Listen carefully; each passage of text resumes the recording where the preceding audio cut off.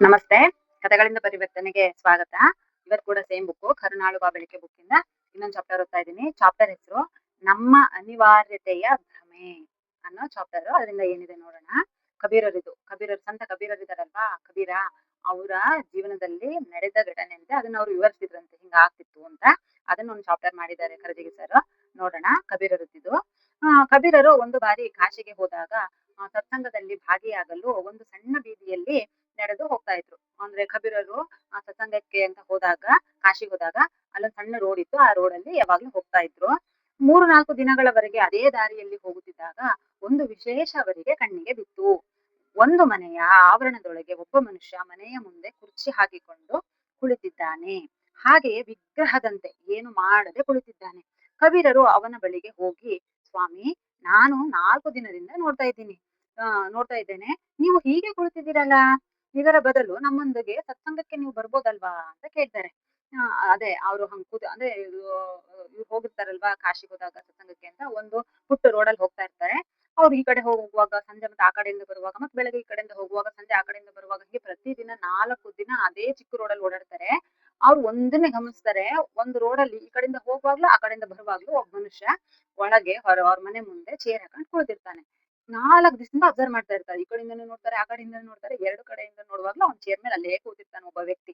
ನೋಡೋಣ ಕೇಳೋಣ ಅಂತ ಹೋಗ್ತಾರೆ. ಅಲ್ಲ ಸ್ವಾಮಿ, ಯಾವಾಗ ನೋಡಿದ್ರು ಹಿಂಗೆ ಕೂತಿರ್ತೀರಲ್ಲ, ನಮ್ ಜೊತೆ ಸತ್ಸಂಗಕ್ಕಾದ್ರೂ ಬರ್ಬೇಕು ತಾನೆ ನೀವು ಅಂತ ಕಬೀರರ್ ಕೇಳ್ತಾರೆ. ಆಗ ಅವರು ಹೇಳ್ತಾರೆ, ಎಂದು ಕೇಳ್ತಾರೆ. ಅದಕ್ಕೆ ಅವನೇನ್ ಹೇಳ್ತಾನೆ, ಸಮಯ ಯಾರಿಗಿದೆ ಸ್ವಾಮಿ ಸತ್ಸಂಗಕ್ಕೆ ಬಂದು ಕೂರೋಕೆ? ನನಗೂ ಸತ್ಸಂಗಕ್ಕೆ ಬರುವ ಆಸೆ ಇದೆ. ಆದರೆ ಮನೆಯ ಜವಾಬ್ದಾರಿ ಯಾರು ಹೊರುವವರು? ನನ್ನ ಹೆಂಡತಿ ಸತ್ತು ಹೋಗಿದ್ದಾಳೆ. ಪುಟ್ಟ ಪುಟ್ಟ ಮಕ್ಕಳ ಭಾರವೆಲ್ಲ ನನ್ನ ಮೇಲೆಗೆ.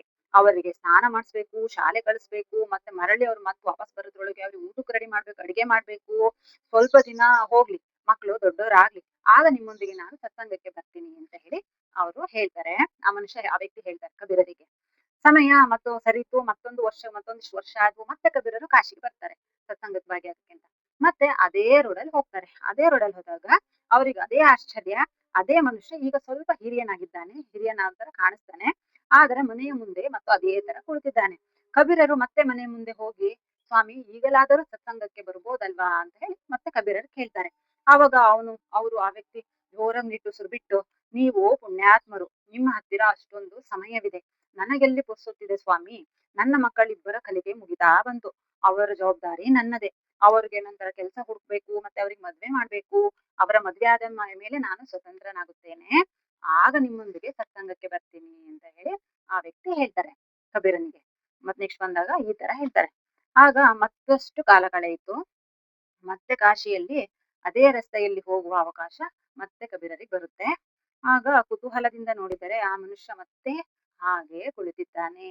3ನೇ ಸರಿ ಕಬೀರರು ಅದೇ ರೋಡಲ್ಲಿ ಬಂದಾಗ ಮತ್ತೆ ಆ ಮನುಷ್ಯ ಅದೇ ರೀತಿ ಕೂತಿರ್ತಾನೆ. ವಯಸ್ಸಾದಂತೆ ತೋರುತ್ತಾನೆ. ಅಂದ್ರೆ ಫಸ್ಟಿಗೆ ಯುವಕ ಆಗಿದ್ದ, 2ನೇ ಸರಿ ಬಂದಾಗ ಅವರು ಸ್ವಲ್ಪ ಹಿರಿಯರಾದಂತೆ ಕಂಡ್ರು. 3ನೇ ಸರಿ ಬಂದಾಗ ಸ್ವಲ್ಪ ವಯಸ್ಸಾಗಿದೆ ಅನ್ನೋ ತರ ಕಾಣಿಸ್ತಾ ಇತ್ತು. ಶರೀರ ಸ್ವಲ್ಪ ಕುಗ್ಗಿ ಹೋಗಿದೆ. ಕಬೀರರು ಹೋಗಿ ಮತ್ತೆ ಸತ್ಸಂಗಕ್ಕೆ ವಿನಂತಿ ಮಾಡ್ಕೋತಾರೆ. ಆತ ಅವರು ಕೈ ಹಿಡಿದು ಹೇಳ್ದ, ಮಹಾತ್ಮರೇ, ತಾವು ನನ್ನ ಮೇಲಿಟ್ಟು ಕರುಣೆಗೆ ನಾನು ಋಣಿಯಾಗಿದ್ದೇನೆ. ನನಗಿನ್ನೂ ಮುಕ್ತಿಯಾಗಿಲ್ಲ. ನನ್ನ ಮಕ್ಕಳು ಇಬ್ಬರಿಗೂ ಮದ್ವೆ ಆಗಿದೆ. ಆದರೆ ಇಬ್ಬರು ಸೊಸೆಯಂದರು ಕೆಲಸ ಮಾಡುವವರೇ. ಬೆಳಗ್ಗೆ ಎದ್ದ ತಕ್ಷಣ 4 ಜನನು ರೆಡಿಯಾಗಿ ಕೆಲ್ಸಕ್ಕೆ ಹೋಗ್ಬಿಡ್ತಾರೆ. ಅವ್ರಿಗೆ ನಾನ್ ವ್ಯವಸ್ಥೆ ಮಾಡೋದ್ ಬೇಡ್ವಾ? ಅವ್ರು ಹೋದ ಮೇಲೆ ಅವರ ಮಕ್ಕಳ ಜವಾಬ್ದಾರಿ ನನ್ನದೇ. ಇಬ್ಬರಿಗೂ 2 ಮಕ್ಕಳಿದ್ದಾರೆ. 4 ಮಕ್ಕಳು ನೋಡ್ಕೊಳ್ಳೋದು ಅಂದ್ರೆ ಅಷ್ಟು ಈಸಿನ, ಅಷ್ಟು ಸುಲಭದ ಕೆಲಸವೇ? ಒಂದು ಸಲ ಈ ಮಕ್ಕಳು ಶಾಲೆಗೆ ಹೋಗತೊಡಗಿದರೆ ನಾನು ನಿಶ್ಚಿಂತೆಯಾಗುತ್ತೇನೆ. ಆಗ ನನಗೇನು ಕೆಲಸ? ನಾನು ಖಂಡಿತ ನಿಮ್ ಜೊತೆ ಸತ್ಸಂಗಕ್ಕೆ ಬಂದ್ಬಿಡ್ತೇನೆ ಅಂತ ಹೇಳಿ ಆಗ ಮತ್ತೆ ಹಂಗೆ ಹೇಳ್ತಾನೆ ಅವನು. ಮತ್ತೊಂದಷ್ಟು ಕಾಲ ಕೆಲ ವರ್ಷಗಳು ಸರಿದವು. ಕಬೀರರು ಕಾಶಿಗೆ ಹೋದಾಗ ಮತ್ತೆ ಅದೇ ಮನೆ ಮುಂದೆ ಹೋಗೋ ಪ್ರಸಂಗ ಬರುತ್ತೆ. ಆಗ ಆ ಮನುಷ್ಯ ಕುಳಿತಿದ್ದು ಕಾಣಿಸ್ತಿಲ್ಲ ಕಬೀರರಿಗೆ. ಚೇರ್ ಮಾತ್ರ ಖಾಲಿ ಇತ್ತು. ಆದ್ರೆ ಚೇರ್ ಪಕ್ಕದಲ್ಲಿ ಒಂದು ನಾಯಿ ಮಾತ್ರ ಮಲ್ಕೊಂಡಿತ್ತು. ಪಿಳಿ ಪಿಳಿ ಕಣ್ ಬಿಡುತ್ತಾ ಮನೆಯನ್ನು, ಆವರಣವನ್ನು, ಬಾಗಿಲನ್ನು ನೋಡುತ್ತಾ ಮಲಗಿತ್ತು. ಅವಾಗ ಕಬೀರರು ಏನ್ ಮಾಡ್ತಾರೆ, ಆ ಮನುಷ್ಯ ಇಲ್ಲಿ ಕಾಣಿಲ್ಲ ಅಂತ ಒಳಗ್ ಹೋಗ್ತಾರೆ. ಒಳಗ್ ಹೋಗಿ ವಿಚಾರಿಸಿದ್ರೆ ಅವ್ರು ಹೇಳ್ತಾರೆ, 2 ವರ್ಷ ಆಯ್ತು ಅವರು ತೀರ್ಕೊಂಡು ಅಂತ ಹೇಳ್ತಾರೆ.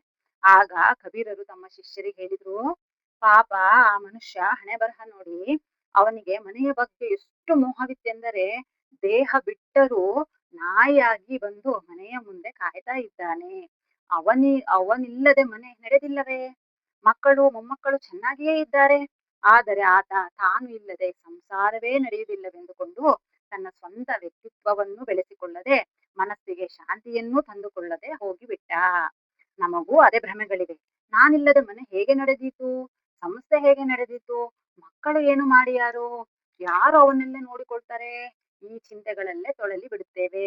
ನಾನು ಹುಟ್ಟುವ ಮೊದಲು ಪ್ರಪಂಚ ಚೆನ್ನಾಗಿತ್ತು, ನಾನು ಹೋದ್ಮೇಲೆಯೂ ಚೆನ್ನಾಗೇ ಇರುತ್ತೆ, ಆಯ್ತಾ ಎಂಬ ಚಿತ್ರ ಮನದಲ್ಲಿ ಮೂಡಿದಾಗ ನನ್ನ ಅನಿವಾರ್ಯತೆಯ ಭ್ರಮೆ ಕರಗುತ್ತದೆ. ಪ್ರಪಂಚದಲ್ಲಿ ಬಂದ ಮೇಲೆ ನನ್ನ ಶಕ್ತಿಯನ್ನೆಲ್ಲ ವೃದ್ಧಿಸಿಕೊಂಡು ನನ್ನದೇ ಆದ ಕೊಡುಗೆಯೊಂದನ್ನು ಪ್ರಪಂಚಕ್ಕೆ ಕೊಟ್ಟು ಹೋಗಬೇಕೆಂಬ ಆಸೆ ಮೂಡುತ್ತದೆ.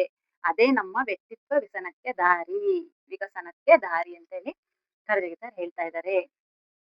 ನಾವು ಅಷ್ಟೇ ನೋಡಿ, ಮನೇಲಿ ಏನಾದ್ರು ಏನೋ ಒಂದು ಜಗಳ ಆಡುವಾಗ ಗಂಡ ಹೆಂಡತಿ ಹತ್ರ ಅಥವಾ ಅಪ್ಪ ಅಮ್ಮಮ್ಮ ಹತ್ರ ಆಯ್ತು, ಏನಾದ್ರು ಜಗಳ ಆಗುವಾಗ ನಾವೇನ್ ಹೇಳ್ತೀವಿ, ನಾನಿಲ್ಲ ಅಂದ್ರೆ ನೋಡು ಗೊತ್ತಾಗುತ್ತೆ ನಿನಗೆ, ನಾನು ನಿನ್ನ ಬಿಟ್ಟು ಹೋದ್ರೆ ನೋಡ್ ಗೊತ್ತಾಗುತ್ತೆ, ನಾನು ದುಡಿಲಿಲ್ಲ ಅಂದ್ರೆ ನಿನಗೆ ಗೊತ್ತಾಗುತ್ತೆ, ನಾನು ಒಂದ್ ವಾರ ಊರಿಗೆ ಹೋದ್ರೆ ನಿಂಗೆ ಗೊತ್ತಾಗುತ್ತೆ, ನಾನು ಒಂದ್ ವಾರ ಅಡ್ಗೆ ಮಾಡಿಲ್ಲ ಅಂದ್ರೆ ಗೊತ್ತಾಗುತ್ತೆ ಅಂತೇಳಿ ಈ ರೀತಿ ಮಾತುಗಳನ್ನ ನಾವು ಆಡ್ತೀವಿ. ಆದ್ರೆ ಅದೆಲ್ಲ ಸುಳ್ಳು. ನಾವಿಲ್ದೇ ಇದ್ರೂ ಮನೆ ನಡೆಯುತ್ತೆ, ನಾವು ಊರಿಗೆ ಹೋದ್ರೂ ಊಟ ಮಾಡ್ತಾರೆ, ನಾವಿಲ್ಲ ಅಂದ್ರೂ ಮಕ್ಕಳು ಬೆಳಿತಾರೆ, ನಾವಿಲ್ಲ ಅಂದ್ರೂ ಗಂಡನು ಇರ್ತಾನೆ, ಹೆಂಡತಿನೂ ಇರ್ತಾಳೆ, ಮನೆಯನ್ನು ನಡೆಯುತ್ತೆ. ಅದು ನಮ್ಮ ಭ್ರಮೆ ಮಾತ್ರ. ಅಯ್ಯೋ ನಾನಿಲ್ಲ ಅಂದ್ರೆ ನಮ್ಮ ಮನೆಯವ್ರಿಗೆ ಅಡ್ಗೆ ಮಾಡಾಕೋದು ಯಾರು, ಪಾಪ ಅವ್ರ ಊಟಲ್ಲೇ ಉಣ್ಬೇಕು, ಅಯ್ಯೋ ನಾನಿಲ್ಲ ಅಂದ್ರೆ ನನ್ನ ಮಕ್ಳು ನೋಡ್ಕೊಳ್ಳೋದು ಯಾರು, ನಾನಿಲ್ಲ ಅಂದ್ರೆ ನನ್ನ ಮನೆ ಹೇಗ್ ನಡೆಯುತ್ತೆ ಅಂತ ಹೇಳಿ ನಾವು ಬರೀ ಅದೇ ಭ್ರಮೇಲಿ ಬದುಕ್ತಾ ಇರ್ತೀವಿ. ನಾವ್ ಇಲ್ದೇ ಇದ್ದಾಗ್ಲೂ ಪ್ರಪಂಚ ಚೆನ್ನಾಗಿತ್ತು, ಎಲ್ಲರೂ ಚೆನ್ನಾಗಿರ್ತಾರೆ, ನಾವ್ ಇಲ್ಲ ಅಂದ್ರೂ ಚೆನ್ನಾಗೇ ಇರ್ತಾರೆ, ಅದು ನಮ್ ಭ್ರಮೆ ಮಾತ್ರ ಅಂತ ಹೇಳಿ ಹೇಳಿದ್ದಾರೆ. ಸೊ ನಾವು ಹೀಗೆ ಹೇಳ್ತೀವಲ್ವಾ, ನಾವು ಎಲ್ಲೆಲ್ಲಿ ಹೇಳ್ಕೊತಾ ಇದೀವಿ ಅಂತ ನಾವ್ ಇವಾಗ ನೋಡ್ಕೋಬೇಕಾಗಿದೆ. ಇನ್ಮೇಲೆ ಆ ಮಾತು ಹೇಳ್ದೇ ಇರೋಕೆ ಪ್ರಯತ್ನ ಪಡೋಣ. ಯಾಕಂದ್ರೆ ನಾನು ಇಲ್ಲದೇ ಇದ್ರೆ ನಿಂಗೆ ಗೊತ್ತಾಗುತ್ತೆ, ನಾನು ನಿನ್ನ ಬಿಟ್ಟು ಹೋದ್ರೆ ಗೊತ್ತಾಗುತ್ತೆ, ನಾನು ಸತ್ತೋದ್ರೆ ನಿನಗೆ ಗೊತ್ತಾಗುತ್ತೆ, ನಾನು ಅಡ್ಗೆ ಮಾಡಿಲ್ಲ ಅಂದ್ರೆ ಗೊತ್ತಾಗುತ್ತೆ ಅಂತ ಹೇಳಿ ನಾವು ಯಾವಾಗ್ಲೂ ಹೇಳ್ತಾ ಇರ್ತೀವಿ. ನಾವಿಲ್ಲ ಅಂದ್ರೂ, ನಾವು ಅಡ್ಗೆ ಮಾಡ್ಲಿಲ್ಲ ಅಂದ್ರೂ, ನಾವು ಊರಿಗೆ ಹೋದ್ರೂ ಎಲ್ಲದು ನಡೀತಾನೆ ಇರುತ್ತೆ. ನಾವಷ್ಟೇ ಅನ್ಕೊಳ್ಳೋದಷ್ಟೇ, ನಾವಿಲ್ಲ ಅಂದ್ರೆ ಏನು ಆಗಲ್ಲ ಅಂತ. ಸೊ ಈ ಚಾಪ್ಟರ್ ನಿಮ್ಗೆ ಇಷ್ಟ ಆಯ್ತು ಅಂತ ಅನ್ಕೊಂತೀನಿ. ನೀವು ಯಾವ್ಯಾವ ತರ ಮನೇಲಿ ಈ ತರ ಹೇಳ್ತಾ ಇದ್ರಿ ಅಂತ ಹೇಳಿ ಕಮೆಂಟ್ ಮಾಡಿ. ಹೊಸದಾಗಿ ನೋಡೋರಿಗೆ, ಕಮೆಂಟ್ ಓದೋರಿಗೆ